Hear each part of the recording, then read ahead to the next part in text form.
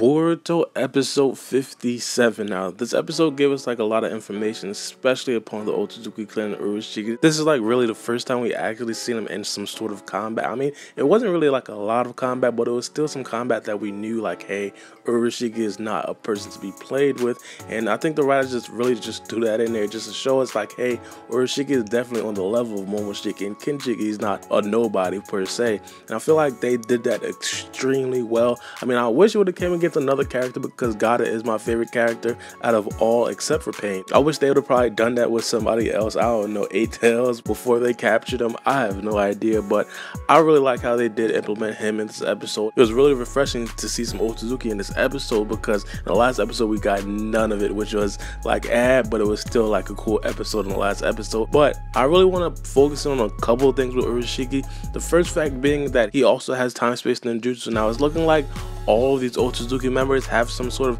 time space ninjutsu. Now a lot of people have been speculating that the karma seal that Boruto has, it directly comes from, or it directly correlates from, the Rinnegan abilities that Momoshiki has. I have a video coming out later in this week about that as well.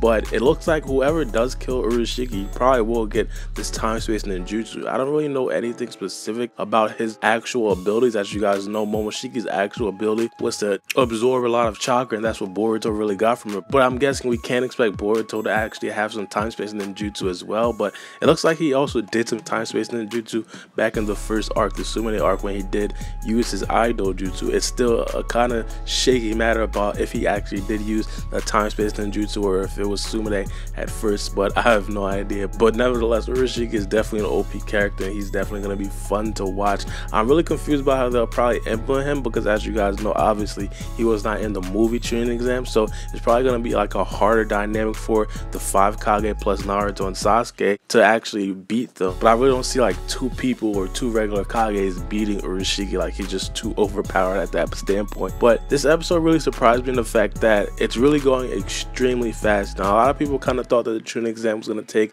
like 10 months. It was going to take all the way towards the end of this year to actually finish, but it's not actually doing that. It's going extremely fast. Now, we just finished with the second round of the training exam. A couple things happened in the second round of the training exam. I think that's very noteworthy.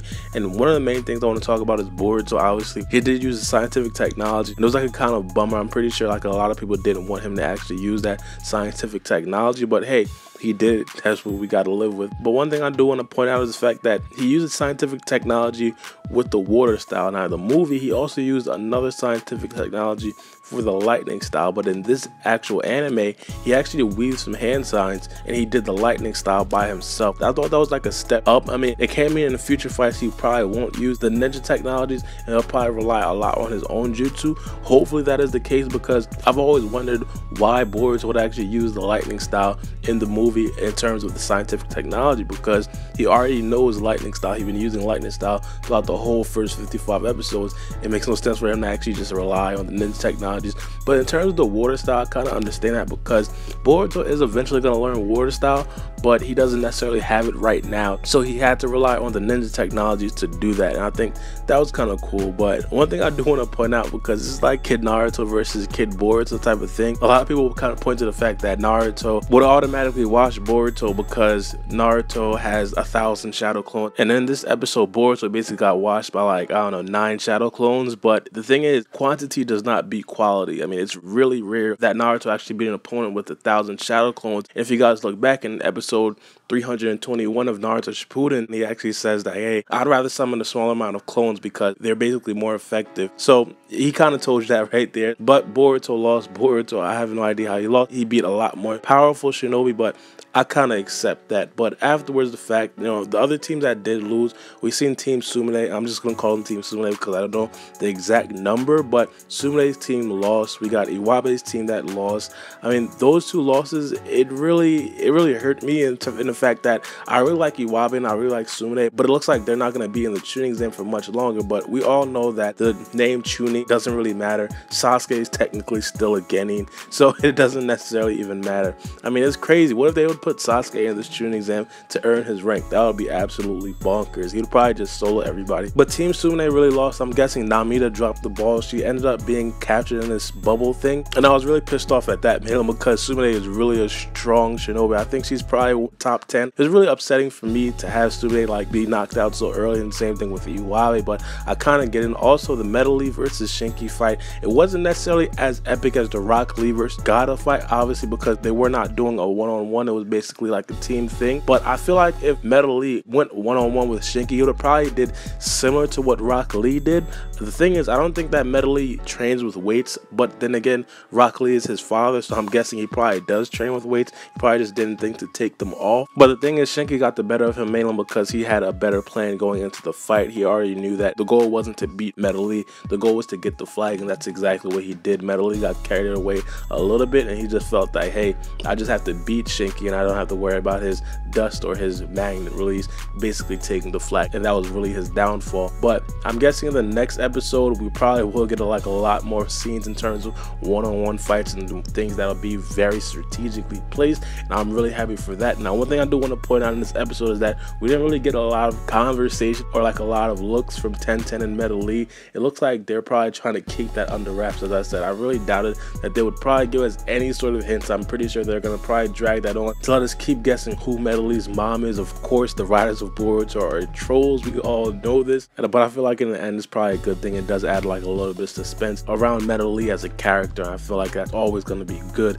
Now, towards the end of the episode, there was like a couple of sentimental scenes. One of the most noteworthy scenes where Boruto and Sada, of course the Boruto Sada fans are probably like, oh, this is it. You could tell that they both like each other, this and that. The thing I want to say is that if this is the moment where all the Boruto Sada fans are going to be happy about, it's a terrible moment to be happy about, mainly because Boruto was not thinking the slightest about Sada liking him. The only thing that he was thinking about was, how can I hide this ninja technology? That's pretty much the only thing. Sada probably thought that Boruto was probably just thinking like, hey, they both like each other, things like that. I'm pretty sure Sada has feelings for Boruto already, but I'm not sure if Boruto has feelings for Sada right now. Of course, I made a full video explaining how I feel like Boruto and Sada are probably going to end up together, but as of right now, this ain't that. That wasn't that scene. Boruto wasn't really trying to see like, hey, does Sada like me? Nah, Boruto was just trying to hide his ninja technologies. So Boruto Sada fans, calm down. This isn't your moment. Just sit there, sit back, and watch Boruto be a delinquent and use the ninja technology. If you guys want an example of like a real scene, I mean, just look back at the Sumune and Boruto thing when Sumune came back to the village and Boruto gave her that thumbs up, and then Sumune started crying. That was like a real cute scene, but that's besides the point. We're talking about episode 57. Now, later in this episode, they kind of took out a really great part that I really liked, and it was the Boruto and Naruto type of thing. It was when Naruto came back to talk to Boruto, and he basically told Boruto like, hey, good job, it's important. And I really like that scene. It really showed that Boruto, over everything, still has like a lot of respect for Naruto. He was extremely happy when Naruto basically came back and said that. Obviously, Boruto tries to put up this front.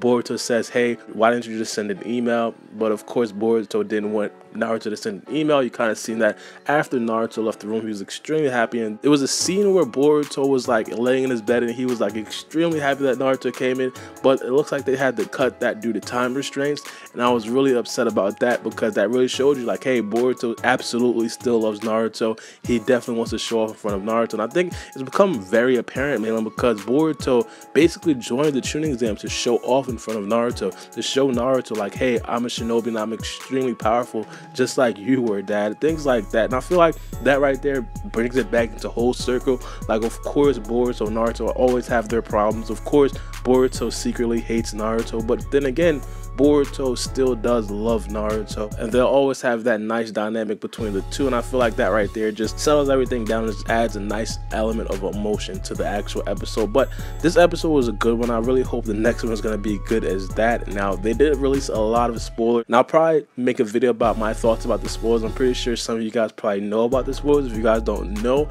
I recommend you guys watch pretty much anybody's channel. I'll leave my good friend Cycle's review in the description below, so if you guys want to check that out before I actually do make a video on it, I'll probably leave that in the comment section below. He probably covered it. But one more thing I want to touch on before I actually do leave the video is Urashiki and everybody else, all the Otsutsuki clan members, we still don't know where they are. I mean, it looks like they're just holding off on giving us a lot of information about them, which is kind of cool. I mean, it does add to the suspense. Of course, everything is about the suspense as of right now. We are getting some great content in terms of the one-on-one fights, but let's be honest, the real draw to this arc is going to be the Momoshiki, the Urashiki, the Kinshiki versus the 5 Kage plus Sasuke. So they could just be building up a lot of suspense. It's cool, but let me know what you guys think about this episode in the comment section below. As I said, I really liked it. I think it was a great one. It really gave us a lot of the information about the getting of this arc, and also we did see that Urashiki versus Gaara thing that I didn't really like because Gaara is my favorite character. But let me know what you guys think in the comment section below. But it's been your boy Baara B. Make sure you guys follow me on Twitter. Link is going to be in the description below. But it's been your boy Baara B, and we out. For my city, I'm the youngest nigga reppin'. Oh my God, oh my God. If I die, I'm a legend. Oh my God, if I die, I'm a legend. I'm a first.